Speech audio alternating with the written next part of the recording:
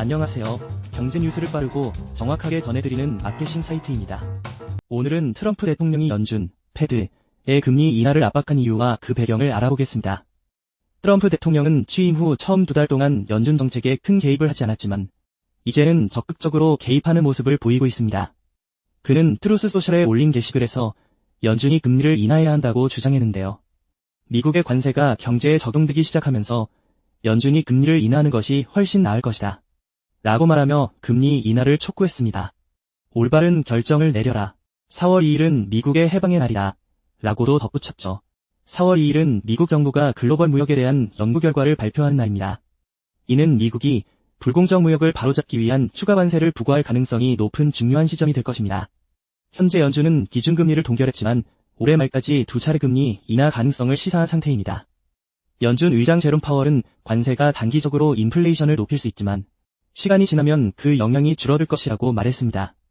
하지만 금리를 낮추면 관세와 맞물려 오히려 인플레이션을 더 자극할 수도 있습니다.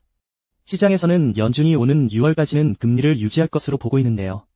금리 인하는 반드시 대출금리 인하로 이어지는 것은 아닙니다. 이론적으로는 금리 인하가 물가 상승을 억제하는 데 도움을 줄 수도 있지만 반대로 물가 상승을 부추길 가능성도 존재합니다. 트럼프 대통령의 첫 번째 임기 때와 달리 이번에는 연준 정책에 대해 다소 신중한 태도를 보였었습니다. 하지만 이제는 금리 인하를 직접적으로 요구하면서 경제정책에 더 깊이 개입하려는 모습입니다. 그는 지난 1월에도 나는 즉시 금리 인하를 요구할 것이다 라고 말했지만 실제 행동으로 이어지지는 않았습니다.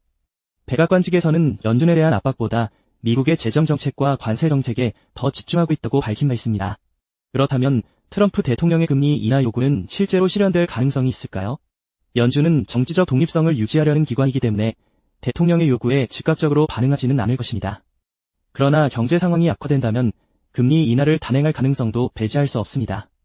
트럼프 대통령의 관세 정책과 연준의 금리 정책이 미국 경제에 어떤 영향을 미칠까요? 미국 경제와 글로벌 금융시장에 미칠 파장을 지켜봐야 할 것 같습니다. 여러분은 트럼프 대통령의 금리 인하 요구에 대해 어떻게 생각하시나요? 댓글로 여러분의 의견을 남겨주세요.